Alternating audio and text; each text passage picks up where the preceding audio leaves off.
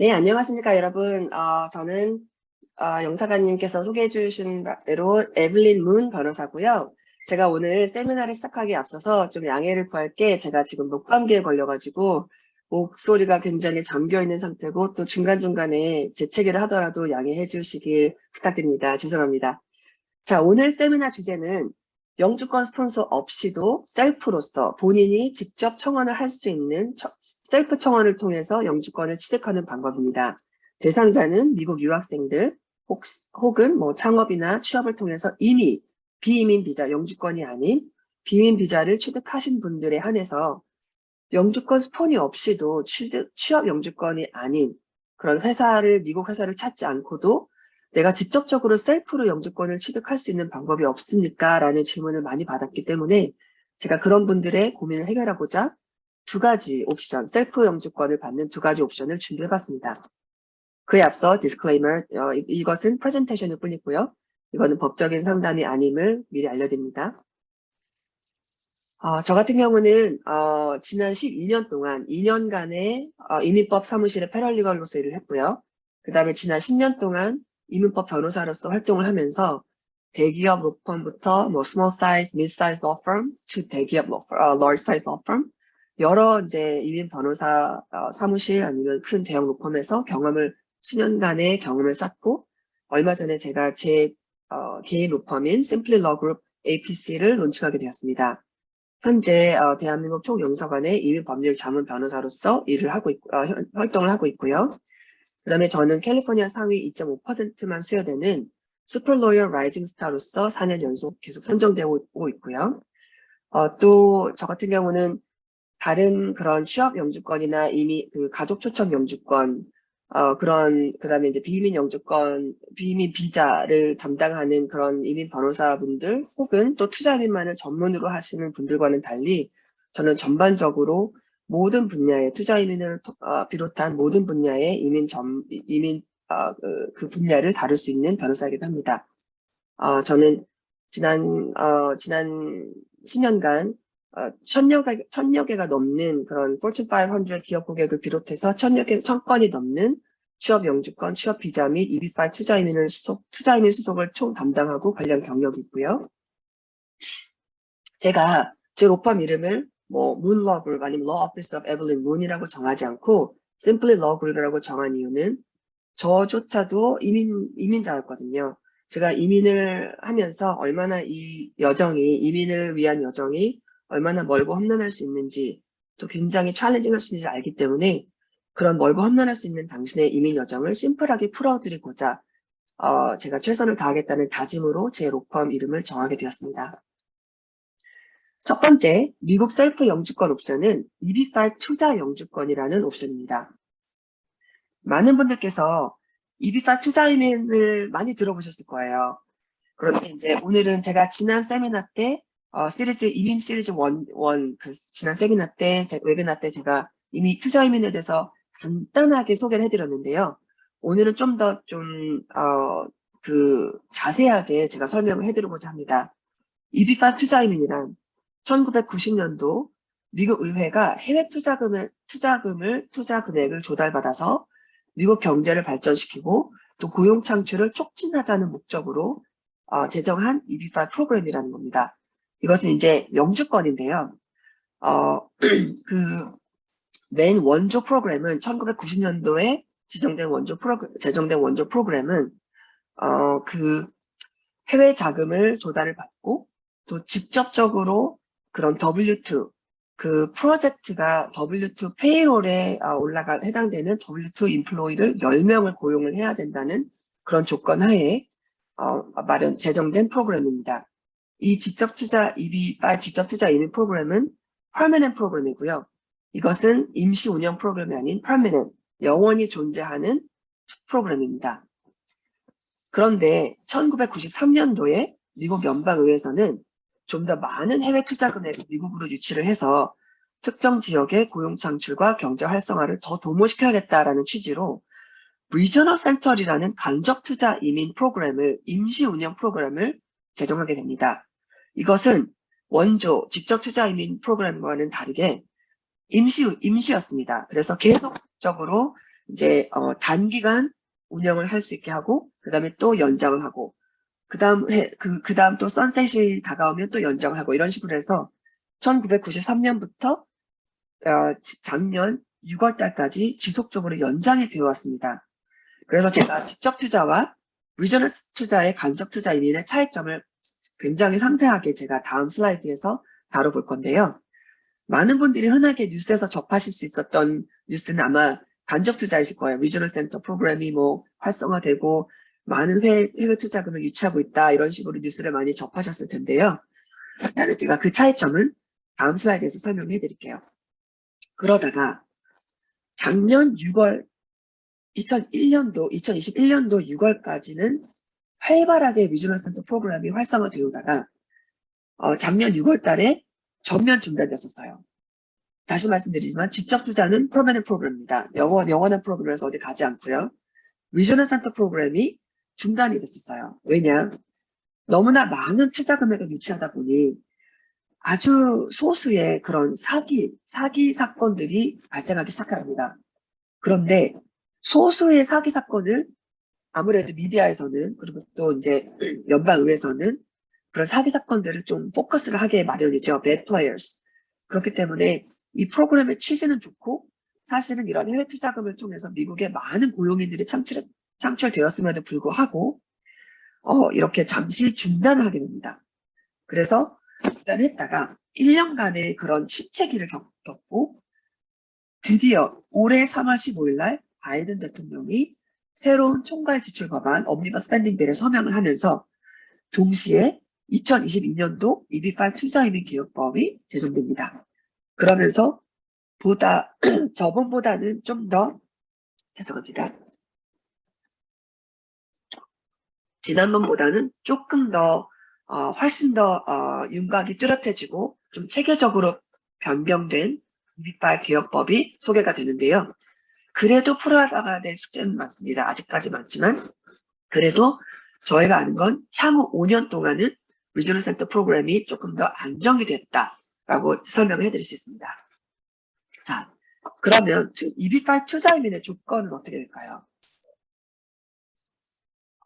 첫 번째, EB5 투자이민은 at-risk equity investment, 위험을 수반한 지분 투자여야만 합니다.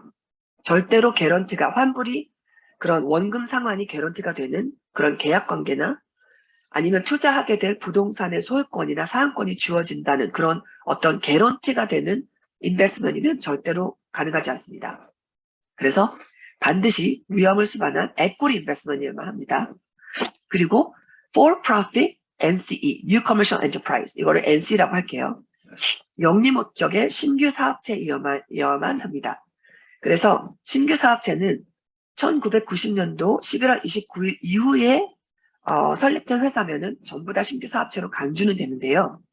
여기서 기존에 운영되는 사업체를 인수를 해서 그 인수하는 사업체에 이미 있던 10명의 고용인을 카운팅을 못하고요.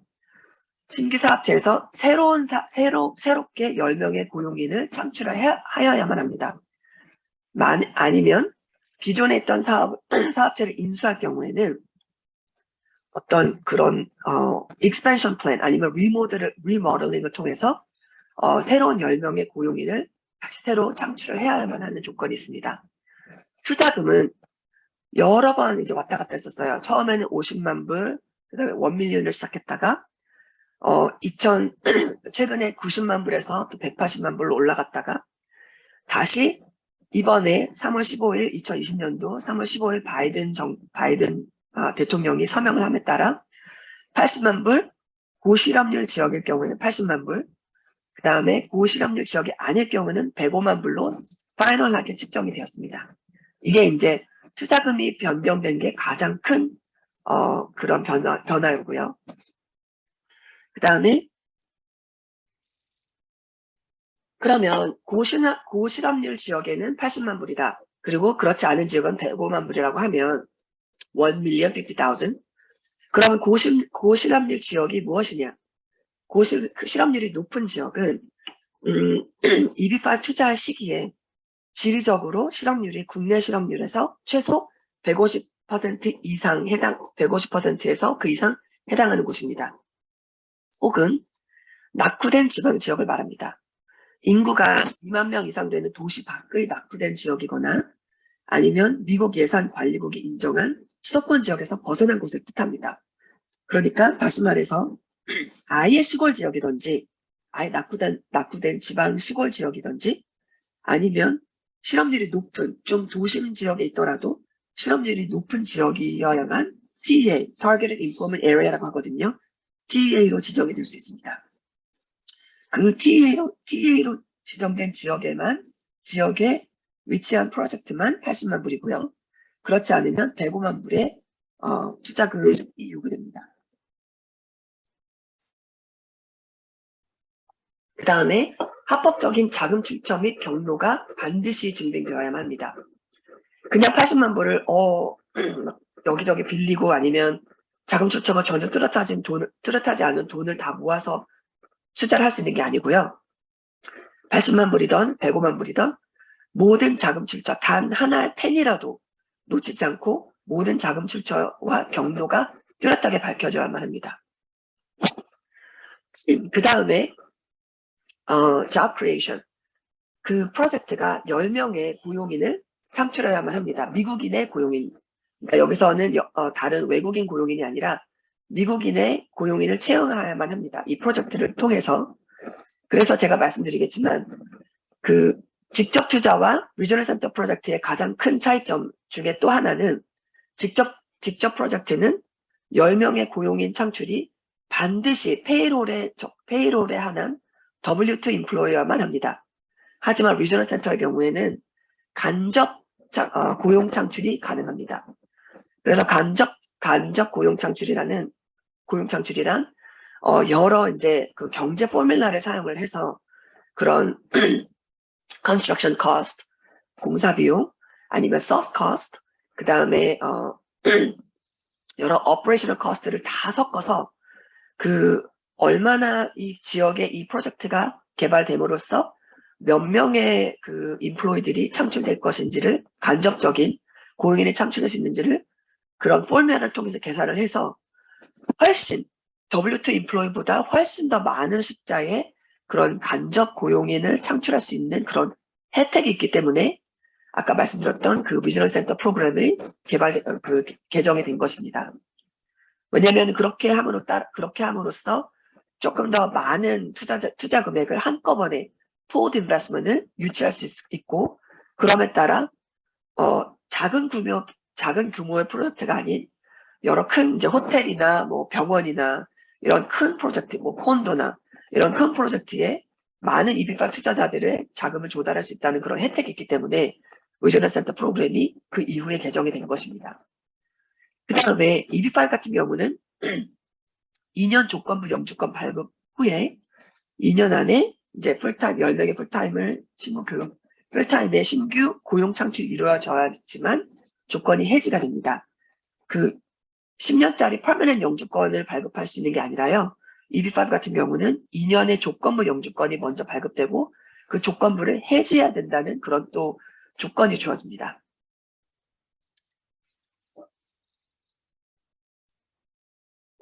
그래서 직접 투자 이민 방식을 간략하게 소개를 해드릴게요. 직접 투자 이민은 바이든 정부가 개혁안, EB5 개혁안을 서명하기 전까지만 해도 직접 투자도 여러 명의 인베스터, 그러니까 한 명당 10명의 W2 인플로이만 채용할 수 있다면 여러 명의 투자자를 모집할 수 있었는데 전면 중단되었고 이제는 더 이상 불가능합니다. 앞으로는 직접 투자는 한 명만의 투자자를 받을 수 있습니다.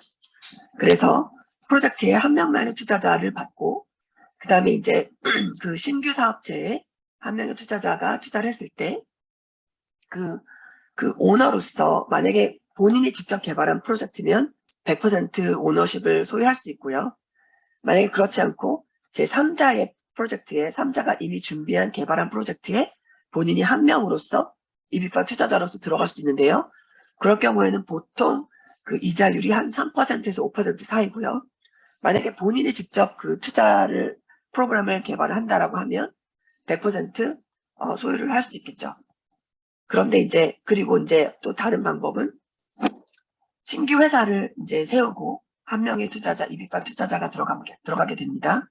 그런 다음에 그 신규 회사가 잡을 직접적으로 크리에이트하게 되는 그 회사, 그러니까 프로젝트에 투자를, 그러니까 그 에quity 투자를 할 수 있는 방법이 있습니다. 그러니까 반드시 이 EB5는 왜 at risk, 위험을 수반한 투자여만 하잖아요. 그렇기 때문에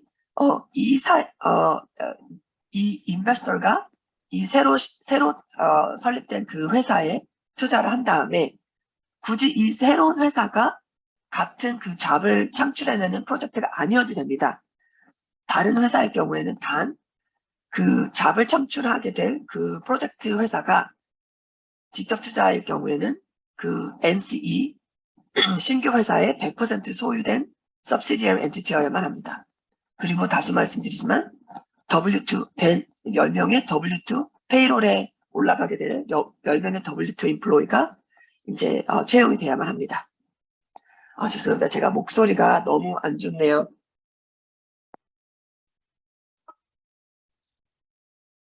그 다음에 간접 투자 방식은 리저널 센터의 간접 투자 방식은 이렇게 됩니다. 자, 아까 직접 투자는 그냥 단순히 신규 회사에 한 명만 받아들일 수 있는 투자였다면, 그리고 10명의 W2 인플로이를 채용을 해야 되는 조건이었다면, 간접 투자 같은 경우는 리저널 센터 라이센스가 여기에 스폰을 하게 됩니다. 리저널 센터를 여러분들이 투자 회사라고 착각하시는데 투자 회사가 아니고요. 리저널 센터는 단순한 라이센스일 뿐입니다. 이민국에서 지정을 받은 라이센스를 이슈할 수 있는 리저널 센터가 이 신규 회사의 라이센스 스폰서십을 허용을 해주면, 그러면 이 신규 회사가 여러 명의 인베스터들, EB5 투자인의 투자금을 조달받을 수 있는 그런 조건이 형성됩니다. 그러면 이 여러 명의 인베스터들은 사실 간접 투자 같은 경우는 그 이자율이 뭐 0.5에서 1%, 뭐 많아봤자 1.5, 뭐 2% 정도밖에 되지 않습니다. 그렇기 때문에 이제 아무래도 그런 투자 목적으로 이제 이익을 취득하려는 목적보다는 이제 EB5를 좀 더 좀 큰 프로젝트에 다른 여러 명의 투자자들과 함께 같이 이제 인베스터를 할 수 있는, 같이 투자를 할 수 있는 그런 목적으로, 약간 호텔이나 병원이나 콘도나 이런 큰 프로젝트에 나는 좀 더 안전하게, 물론 리저널 센터가 스폰을 한 프로젝트라서 다 안전한 건 아니지만요. 나는 그래도 이제 여러 명의 투자자들과 함께 투자를 하는 큰 프로젝트에 투자를 하고 싶다라고 하면 아무래도 이자율보다는 영주권 취득 목적이 더 뚜렷한 거겠죠. 그 다음에 이제 원금 상환만 받아도 된다. 나는 이런 적은 이자를 받고 원금 상환을 받아도 나는 충분하다. 물론 원금 상환도 개런티는 안 되지만요. 그런 다음에 이 신규 회사가 이 EB5 투자자로부터 받은 돈은 at risk, 그러니까 위험을 수반한 equity investment입니다. 그러니까 equity investment을 받아서, 여기서 좀 다른 거는 이 신규 회사가 잡을 창출해내는 이 프로젝트 회사에 론을 줄 수가 있습니다. 리저널 센터 프로그램을 이제 스폰이 되면 에quity 되지만 론을 줄 수 있습니다. 그렇기 때문에 이 사이에 론처럼이 생기는 겁니다. 그러면 이제 프로젝트에서 이 자금을 조달받은 프로젝트 회사에서 이 신규 회사에 인트러스트를 내는, 만약에 론일 경우에 인트러스트를 내고 약간 은행의 형식이 되는 겁니다. 은행 형식이 되고, 그 다음에 이제 이 프로젝트가 다른 시니어 렌더도 있을 수 있고, 다른 은행 컨스트럭션 론 같은 거를 받을 수도 있고, 그 다음에 third party 다른 equity investor도 같이 모집을 할 수 있는 겁니다. 그래서 이제 EB5 투자자뿐만이 아니라 여러 이제 다른 은행, 그 다음에 equity investor들의 그 자금을 다 조달받아서 큰 호텔이나 콘도 같은 큰 프로젝트를 만들 수 있는 겁니다.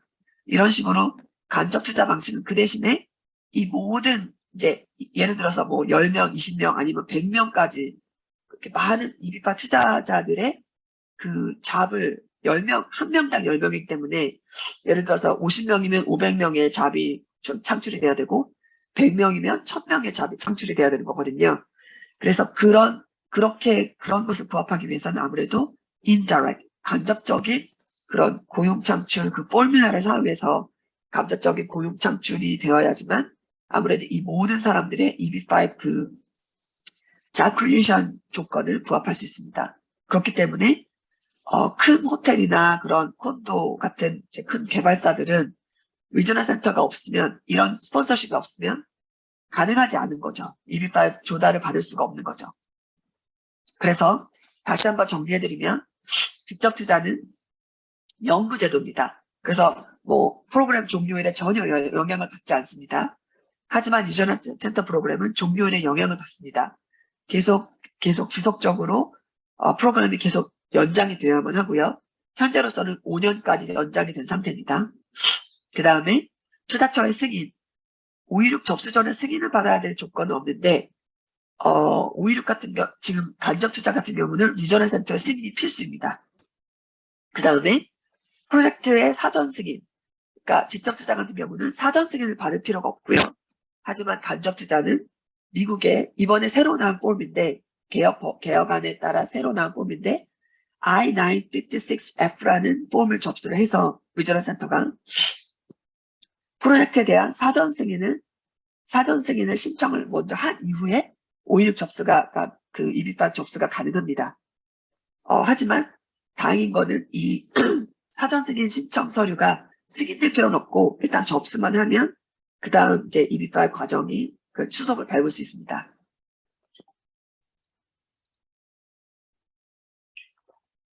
그 다음에 투자자 모집 및 운영에 대한 체계적인 주체가 없고요. 직접 투자는 이번에 간접 투자에서 가장 크게 달라진 점은 그런 사기 사건을 막기 위한 그런 취지로서 이번에 개혁안이 법안이 개정된 거라서요. 리저널 센터에 관한 프로젝트에 관한 모든 리저널 센터 관련된 모든 담당자, 그 다음에 리저널 센터뿐만 아니라 이런 신규 사업체, 그 다음에 프로젝트 관련된 모든 담당자 이력과 아이덴티티, 그 다음에 에이전트, 이주공사들이 받는 커미션들, 그 다음에 어떤 관리와 운영 방침으로 오퍼레이팅을 할 것인지, 리저널 센터 연간 보고서 작성, 그 다음에 이제 여러 가지 그런 그 베링 프로세스가 굉장히 타이트해졌습니다. 다시 말해서 이제는 앞으로는 그냥 리저널 센터를 아무나 정말 뭐 영어도 한마디도 못하는 그런 분들께서 리저널 센터를 세우신 다음에 이런 자금을 조달받아서 그 돈을 가지고 사실은 사기를 칠 수 있는 거기 때문에 철저하게 관련된 모든 사람들의 이력과 아이덴티티를 검토를 하고 그 다음 운영 방침을 계속적으로 검토를 하고 그 다음에 누가 커미션을 받는지 얼마를 받는지를 또 꼼꼼하고 낱낱이 다 파헤친다라는 취지에서 모든 것을 다 디스클로즈 해야 되게 됐습니다. 그래서 이 까다로운 조건 때문에 이제 많은 리저널 센터 관계자분들이 많이 이제 당황을 하고 또 이런 이쪽으로 이제 이런 관계자분들께서도 이제 좀 그런 트랜지션 피리드를 겪고 있으신 것 같습니다. 하지만 이제 이런 것들이 다 체계화되고 안정이 되고 세틀이 되면 사실은 이제 리저널 센터 프로그램도 다시 이제 곧 조만간 벌써부터 이제 활성화되려고 하고 있는데요. 사실 이제 까다로워져서 많은 분들이 불편하고 힘드시겠지만 이게 잘 해결이 되고 세틀이 되면 모든 사람들한테 사실은 좋은 거죠. 안전하게 아무래도 이제 EB5 투자 이민이 진행이 될 수 있는 거니까요. 그 다음에 투자금 관리자.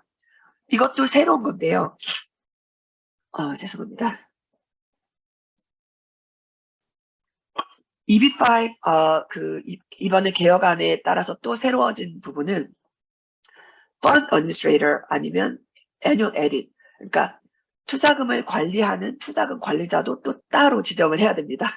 그래서 사실은 리저널 센터에만 해당된다라고 저희가 예상을 하고 있는데요.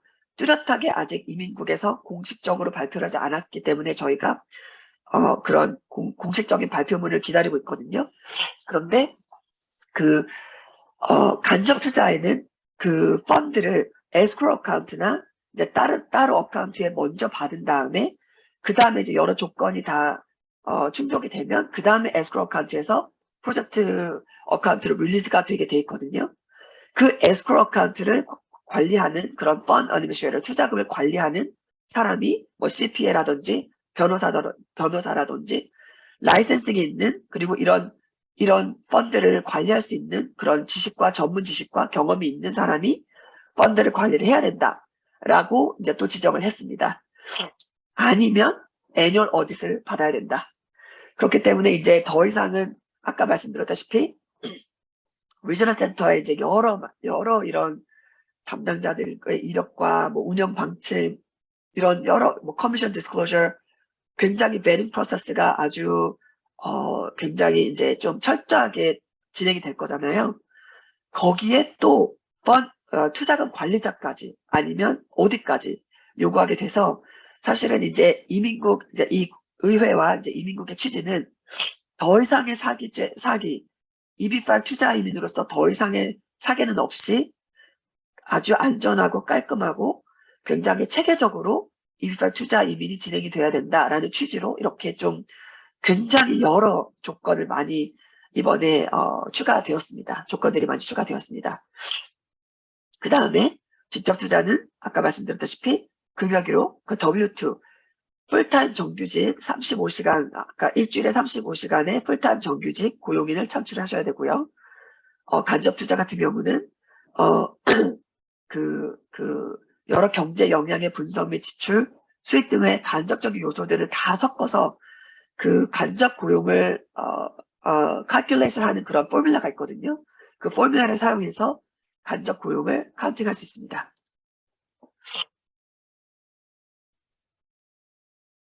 EB5 영주권 청원 신청서는 이렇게 간단하게 제가 이제 도표를 그려봤는데요. 이제 맨 첫 번째 청원 신청서가 516이라고 합니다. I-526를 이민국에 신청을 해야 되는데요. 여기서 두 가지의 서류가 준비됩니다. 첫 번째 서류는 투자자의 자금 출처. 투자자의 자금 출처가 반드시 증빙이 되어야만 하거든요. 그래서 투자자의 자금 출처가 완벽하게 준비된 서류를 같이 이제 넣게 되고요. 그 다음에 프로젝트에 관련된 서류가 들어갑니다. 프로젝트도 그냥 일반 비즈니스 플랜이나 일반 사업 계획서 아니면 그런 일반적인 프로젝트 서류가 들어가는 것이 아니라 EB5에 compliance 하는 EB5 조건에 부합하는 그런 프로젝트 서류가 준비가 되어야만 하거든요. 그래서 이 두 가지의 서류를 따로 준비가 됩니다. 그래서 따로 준비가 돼서 같이 이제 컴바인해서 준비가 되면은 516을 신청하게 됩니다. 이민국에. 그런 다음에 516이 이제 신청이 되면 2년에서 3년 동안의 이제 수속 기간이 걸리고 간혹 가다가 국익을 도모하거나 아니면 국가적으로 굉장히 이제 중요한 그런 프로젝트다. 뭐 예를 들어서 뭐 그런 헬스케어 퍼실리티라든지 뭐 코로나 때 코로나를 막아줄 수 있는 그런 어떤 중요한 프로젝트라든지 아니면 뭐 코로나 이후에 여러 이제 그런 멘탈적인 이슈들이 많잖아요. 그러면 그런 멘탈 이슈나 멘탈 헬스를 또 도모하는 그런 퍼실리티다라고 하면 또 엑스라이드 프로젝트가 될 수 있습니다. 그럴 경우 이렇게 급행 수속이 승인이 된 프로젝트 같은 경우는 1년 혹은 1년 미만으로 진행이 될 수 있지만 그렇지 않은 프로젝트 같은 경우는 보통 2년에서 3년이 걸립니다. 그러면 516이 신청돼서 2년, 3년 이후에 대사관 만약에 한국에 계시면 아니면 외국에 계시면 대사관을 통해서 이민 비자를 받을 수 있고요. 미국에 이미 계셨던 분들이면 F1이나 뭐 취업 비자 아니면 다른 창업 비자 E2 같은 비자로 있으셨던 분이면 이제 신분을 변경을 할 수 있는데요. 여기서 또 하나 이민 개혁안의 중요한 요점 하나는 예전에는 이 미국에 계신 분들은 516이 승인될 때까지는 이 신분 조정 신청서를 신청할 수 없었습니다. 이거를 Adjustment of Status 아니면 485라고 하는데요. 그런데 이번에 개혁안이 통과가 되면서 516과 485를 동시 신청할 수 있게 됐습니다. 그러니까 이제 미국 그 비자 문호, EB5 비자 문호만 열려 있는 한 한국 분들 비자 문호는 다 열려 있을 확률이 높거든요. 열려 있는 한 516을 신청하면서 동시에 미국에 계신 분들에 한해서만 신분 조정을 신청할 수 있습니다. 예를 들어서 이투로 창업하신 분들, 이투로 창업하신 분들, 아니면 F1으로 스튜던트로 계신 분들, 아니면 뭐 H1B 비자로 미국에 계신 분들 중에 나는 돈이 있고 자금 출처가 확실한 돈이 있다. 그리고 나는 취업 영주권, 뭐 취업 스폰서를 찾을 방법이 없다. 그런데 나는 돈이 있고 투자 이민을 통해서 이민을 할 의향이 있다라고 하시면 바로 526 신청과 함께 본인의 신분을 F1, E2, 뭐 H1B에서 EB5로 신분 조정이 가능하십니다. 굉장히 큰 혜택이죠. 그런 다음에 그런 이제 그 대사관 처리 같은 경우는 한 6개월 정도 걸리고요.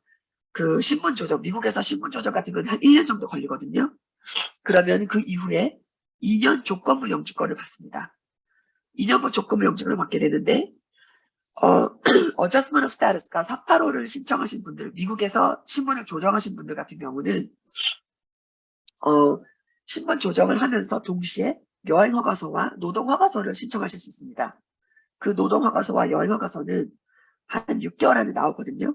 그렇기 때문에 이 오랜 기간 동안 기다리는 과정 중에 약간 노동허가서와 여행허가서가 좀 더 빨리 나와서 미국 내에서 합법적으로 일을 하실 수 있게 될 수도 있습니다.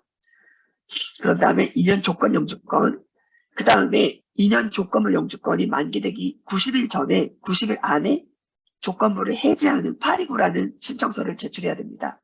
그래서 이때는 정말로 10명의 고용인이 창출됐다는 것을 증빙을 하는 서류이고요. 그것이 다 이제 인정이 되면 이것이 이제 또 한 2년, 3년 걸리는데 인정이 되면 비로소 10년짜리 영주권, 퍼머넌트 영주권을 받게 됩니다. 그래서 사실 2년 조건부 영주권을 받게 되기까지는 한 3년 걸리고요. 2, 3년이 걸리고 그 다음에 이제 10년짜리 퍼머넌트 그 영주권을 받게 되기까지는 한 6, 7년 걸리거든요. 그런데 조건부 영주권을 받으셔도 사실 영주권자와 별반 다른 차이 없이 모든 활동이 가능합니다. 단 그냥 2년 동안의 조건이 부여된다는 것뿐이지, 그리고 그 2년 조건을 해지해야 된다는 그런 조건이 따르는 것뿐이지 사실 3년 안에 영주권자가 될 수 있는 겁니다. 제 목소리가 점점 더 심각해지고 있는데요. 그 다음에 마지막으로 죄송합니다. EB5 그 자금 출처, 그러니까 합법적인 출처야만 한다고 제가 설명을 드렸는데요. 합법적인 출처는 뭐 사업소득, 그 다음에 은행 대출, 상속을 받으셨을 수도 있고, 그 다음에 증여를 받으셨을 수도 있고, 부동산 매매, 그러니까 부동산을 팔아서 그 부동산 매매금, 아니면 집을 담보로 한 대출금, 아니면 뭐 그냥 신용대출도 가능하고요. 그 다음에 증권, 뭐 사업체 매매, 근로소득 이렇게 돼 있는데요. 여러 가지 자금 출처가 섞일 수 있습니다. 그러니까 예를 들어서 나는 맨 처음에 근로를 통해서 근로소득을 벌었고 그 다음에 집을 사서 그 집을 팔았다. 거기에 또 나는 부모님한테 상속을 받았다. 아니면 증여를 받았다. 그러면 이 모든 자금 출처를 다 증빙을 해야 됩니다. 근로소득을 받은 것부터 시작해서 무슨 돈으로 집을 샀는지, 그리고 근로소득을 샀으면 근로소득에 관련된 자금 출처 서류, 그 다음에 부동산을 매매했던 그 서류들, 그 다음에 부동산을 팔았던 서류들, 그 다음에 뭐 상속을 받았었으면 상속을 받았던 서류, 더 나아가서 부모님께서 상속하시기 전에 어떻게 돈을 버셨는지, 그러니까 그 자금 출처를 계속 끝까지 따라서 올라가야 됩니다. 그냥 뭐 예를 들어서 1990년도, 1970년도면 어떡하나요? 1960년도, 70년도 너무 시간이 오래 지나서 서류가 도저히 가능한 서류가 없습니다. 라고 하실 수 있는데, 그렇게 될 경우에는 뭐 진술서를 통해서라도 그 출처의 설명은 해야 됩니다. 그래서 맨 첫 번째 출처까지 끝까지 따라 올라가서 그 다음부터 내려오는 형식으로 저희가 자금 출처 서류를 준비하게 되는데요. 많은 분들이 이 부분을 좀 쉽게 생각하실 수 있는데 굉장히 경력이 많으신 분들과 이민법 변호사와 함께 상담을 하시고 자금 출처를 준비를 하셔야 됩니다.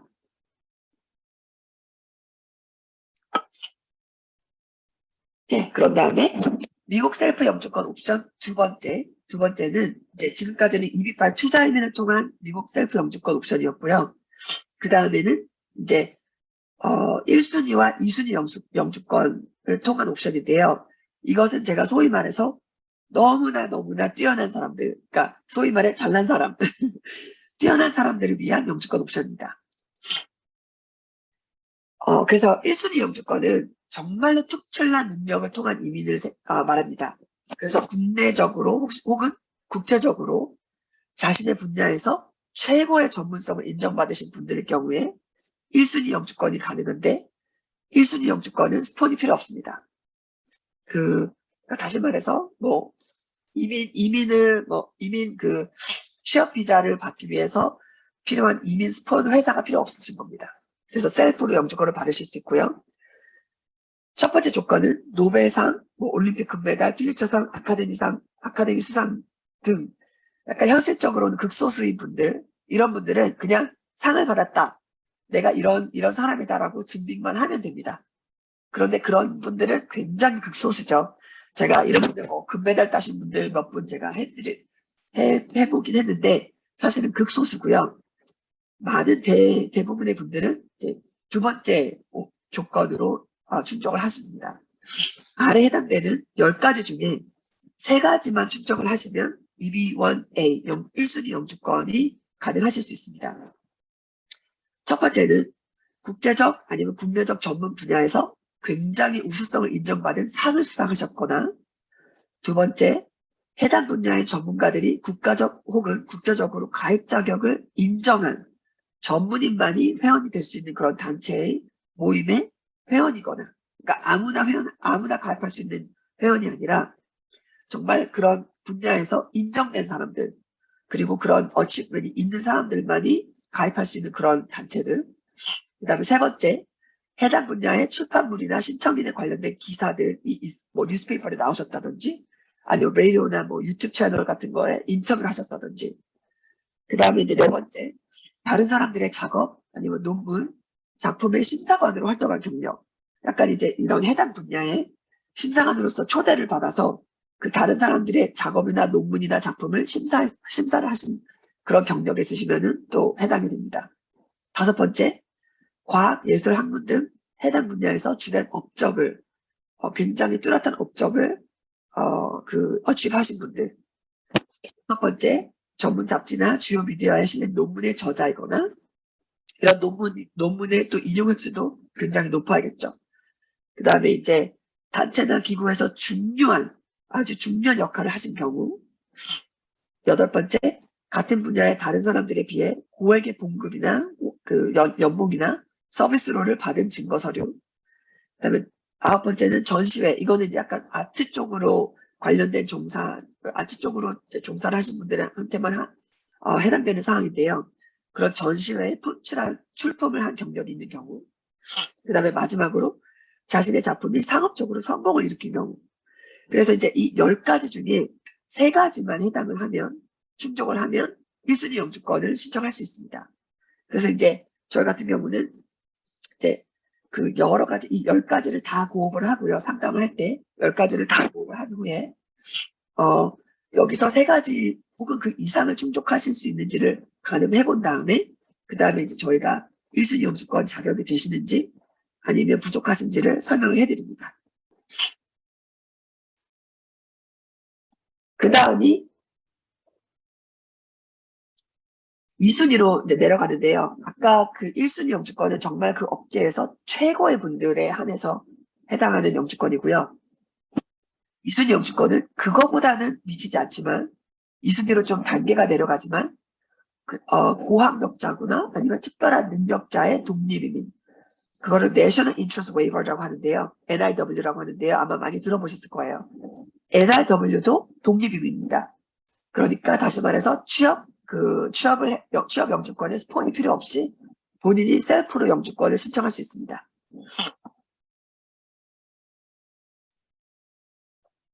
그래서 이제 기본 자격은 스텝 1,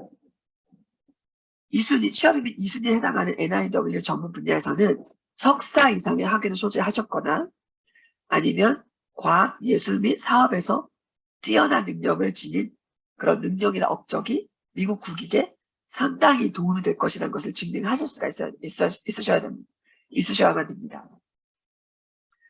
그래서 이제 스텝 2로 내려가면, 그러니까 첫 번째는 이제 학위가 있으셔야 되고, 스텝 2로 내려가시면 이제 세 가지의 그런 그 심사 기준을 통과를 하셔야 됩니다. 첫 번째 기준은 신청자가 종사하는 일이 상당한 가치 및 국가적인 중요성을 모두 가지고 있어야만 합니다. 그리고 두 번째, 신청자 자신이 그 일을 진척시킬 수 있는 적임자여야만 합니다. 세 번째, 신청자에게 요구되는 구인 인증 과정을 면제해 주는 것이 미국에 도움이 될 것이라는 부분을 준비를 해야 됩니다. 이 구인 과정이 뭐냐면 다른 취업 이민 같은 경우는 그 취업 이민을 스폰해주는 스폰 회사에서 실질적으로 레이버 마켓을 테스팅을 해야 됩니다. 즉 다시 말해서 구인 인증 과정을 통해서 실질적으로 미국인한테 우리가 이런 사람을 구하고 있습니다. 구인 광고를 하고 있습니다라는 것을 알리고 실질적으로 그 구인 광고를 해야 됩니다. 구인 광고를 통해서 그 미국인들한테 먼저 기회를 주고 그 미국인들한테 기회를 준 다음에 이력서를 다 받아본 이후에 그 이후에도 영주권 스폰을 해줄 사람만큼 능력이 되는 사람이 없다. 일할 수 있는 사람이 도저히 없다는 거를 증명할 수 있어야지만 영주권 신청 과정으로 넘어갈 수 있습니다. 그거를 구인 인증 과정이라고 하는데요. 그것을 면제해 주는 거잖아요. NIW 같은 경우는. 왜 그것이 구인 과정을 면제할 정도까지 이 사람이 그런 특별한 전문성이나 기술이 있는지, 그리고 그런 전문성이 미국 국익에 그렇게 도움이 되는지를 증명을 해야 되는 겁니다. 그래서 첫 번째, first prong, 신청자가 종사하는 일이 상당한 가치 및 국가적인 중요성을 모두 가지고 있어야 된다고 했잖아요. 그래서 이제 국가적인 중요성에 대한 심사 기준이 몇 년 전부터 좀 예전보다 훨씬 더 관대해지긴 했습니다. 그래서 순수 과학이나 리서치 분야처럼 미국의 경제적인 이익으로 바로 환원되는 것을 바로 이렇게 보여주기가 힘든 분야가 있잖아요. 그것을 이 미국에서 인정을 했고요. 그렇기 때문에 청원자의 기여가 앞으로 상당한 영향을 줄 것임을 당장 증명할 필요는 없게 됐습니다. 그리고 또 이제 지휘적으로 전 국가적으로 이렇게 역량이 있고 활동을 해야 된다라는 그런 심사 기준이 있었는데 몇 년 전에 다나스타 심사 기준을 바뀌면서 잠재적인 역량 가능성에 초점을 맞추게 됐습니다. 기쁜 소식인 거죠. 그래서 한 지역을 중점적으로 다루는 기업가나 자영업자, 그러니까 창업하시는 분들이나 아니면 여기서 이제 자영업 하시는 분들도 그런 어떤 낙후된 지역에서 고용을 창출할 수 있고 그런 고용 창출을 인해서 미국 경제 활동을 촉진시킬 수 있다라고 하면 한 지역을 중심적으로 이루어지는 그런 경제 활동이지만 내셔널 인트러스트라고 보여줄 수 있는 겁니다. 그 다음에 제한된 지역에서 활동하는 공연자나 문화단체들의 사회복지 혹은 뭐 예술적인 그런 액티비티라도 이런 것들이 예술적 풍요를 광범위하게 향상시킬 경우에는 그런 문화적인 아니면 예술적인 풍요를 광범위하게 향상시킬 수 있는 경우에는 또 지리적으로 제한된 지역에서 활동하지만 그 내셔널 인트러스트가 충족될 수 있는 겁니다. 과학자나 엔지니어로서도 가치 있는 기술이나 연구 분야의 발전이 상당하게 이제 미국 전역에 뻗쳐질 수 있는 그런 잠재력이 있으면 또 해당 사항이 있는 거고요.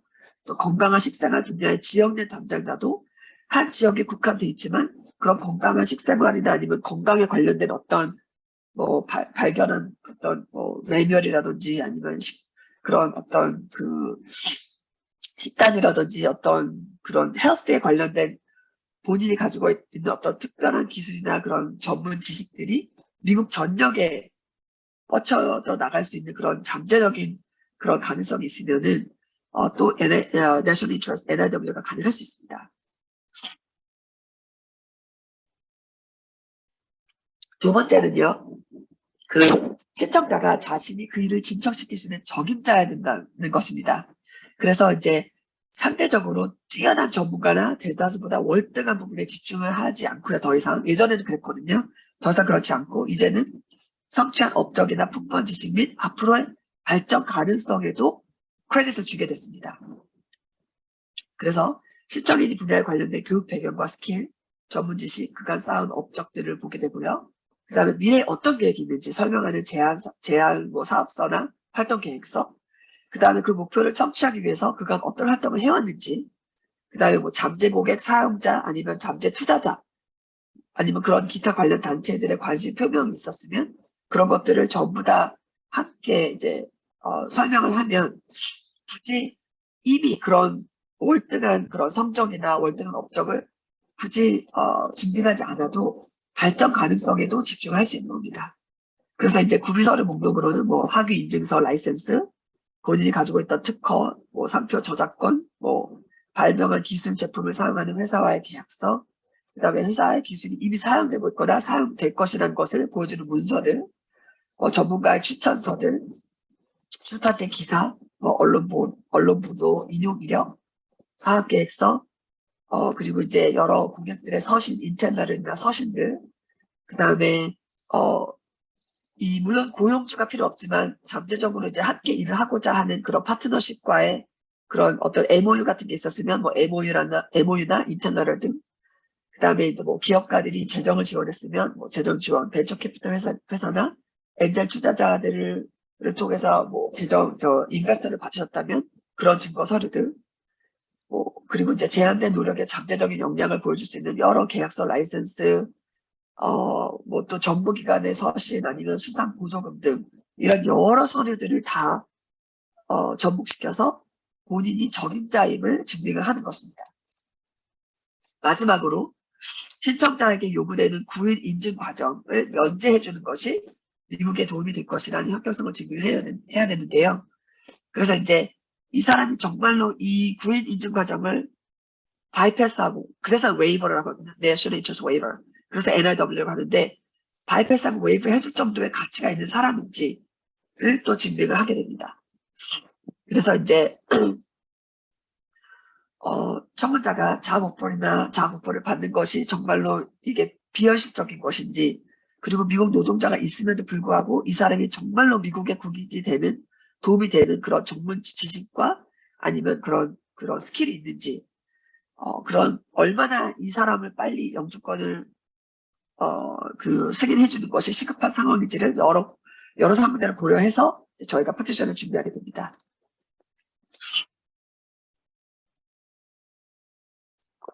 저희가 이제 저희 대상자가 창업 아니면 취업 비자로 이제 오신 분들이 대상자이기 때문에 이번 올해 2022년도 1월 21일 날 이민국이 NIW 심사 기준에 대한 업데이트를 또 발표를 했거든요. 그 중에 하나가 기업가와 자영업자의 청원자에 대한 NIW 심사 기준을 조금 더 구체화하게 설명을 한 업데이트 지침을 발표를 했어요. 상당히 이제 좋은 소식이죠. 저희 창업하신 분들한테는. 그래서 해당 노력이 상당한 가치와 국가적인 중요성을 가지고 있고, 또 청원자가 해당 노력을 발전시킬 수 있는 좋은 위치에 있으며, 구인 노동 인증 요건을 웨이브하는 것이 유리할 것임을 증명할 수 있으면, 사실 기업가와 자영업자의 NIW는 예전 같았으면 좀 애매한 부분이었거든요. 왜냐하면 뚜렷한 가이드라인이 없었어요. 그리고 또 이제 특히나 이런 기준이 다나사 기준으로 바뀌기 전에 굉장히 스트릭한 기준이었을 때는 더더욱 기업가나 자영업자의 NIW 그 문턱이 높았었거든요. 그런데 심사 기준도 바뀌었고, 또 올해 2022년도 1월 21일 날 또 이렇게 기업과 자영업자의 그런 심사 기준에 대한 추가 업데이트를 이렇게 이제 이민국이 발표한 거라서 굉장히 좋은 소식이에요. 그래서 미국 기반의 법인을 소유하셨거나 이미 이제 미국의 법인을 E2 비자로 오셔가지고 미국에서 이제 법인을 설립을 하신 분들, 거기서 핵심 역할을 하고 있다는 증거 서류들, 그 다음에 이제 뭐 학위, 자격증, 면허, 경력서, 이거는 뭐 당연한 거고요. 그 다음에 이제 이전 스타트업 기업을 한국에서 이미 스타트업 기업을 성공적으로 이끄는 경력이 있다. 그리고 미국에서도 똑같이 그런 스타트업 기업을 계속 이제 이끌어 나가고 있다라는 것을 또 증명할 수 있으면 오히려 또 플러스가 될 수 있습니다. 그 다음에 외부 투자자가 해당 기업에 투자를 했거나 투자 의사가 있으면 보여주는 증거 서류들, 뭐 에인젤 인베스터나 벤처 캐피털리스트의 펀딩을 받아서 조달받아서 미국에서 이제 이런 법인을 설립해가지고 잘 비즈니스는 스타트업을 운영을 하고 있다. 그런 경우에도 이제 그런 투자 관련된, 투자 받은 그런 관련된 서류들도 저희가 집어넣을 수 있게 됐습니다. 그리고 이제 인큐베이터 아니면 엑셀러레이터 참여, 그러니까 아이디어나 기업 성장 개발 축제를 위해서 지원금을 만약에 받으셨으면 그것도 또한 이제 하나의 그 도움이 되는 서류가 될 수 있고요. 상을 받았다든지, 뭐 교부금, 뭐 그 펀딩을 받았다든지, 그러니까 경제개발이나 연구개발, 일자리 창출을 보여줄 수 있는 그런 서류들이 있다면, 그리고 거기에 대해서 상을 받으셨다, 어워드를 받으셨다거나, 아니면 레커니션을 받으셨다면 또 하나의 도움이 되는 서류가 되고요. 뭐 지적 재산권이 있다든지, 본인이 이제 그 스타트업을 이제 설립을 하면서 지적 재산권을 신청하셨다든지, 아니면 이제 신청인에 대한 그런 아니면 또 법인에 대한, 아니면 혹은 둘 다에 대한 출판된 자료들이나 뭐 뉴스페이퍼 어리클이 있다면은 그런 것들도 넣을 수 있고요. 그래서 이제 여러 가지 이런 스타트업, 창업, 기업가, 자영업자의 청원자들이 하는 그런 NRW의 문턱도 높았었지만 예전에는 이제는 조금 더 플렉스블해지고 저희가 이제 제출할 수 있는 서류들의 그런 범위가 훨씬 더 넓어졌다는 부분도 알려드리고 싶습니다. 그 다음에 이제 스템, 과학기술, 공학, 수학 분야의 고급 학위나 업적을 가진 사람들에 대한 그런 업데이트 지침도 이제 발표가 돼서 이런 스템 디그리가 있는 분들도 이제 경우에 따라서는 NRW를 신청해 볼 수 있는 그런 기회가 생기게 됐습니다. 네, 제가 오늘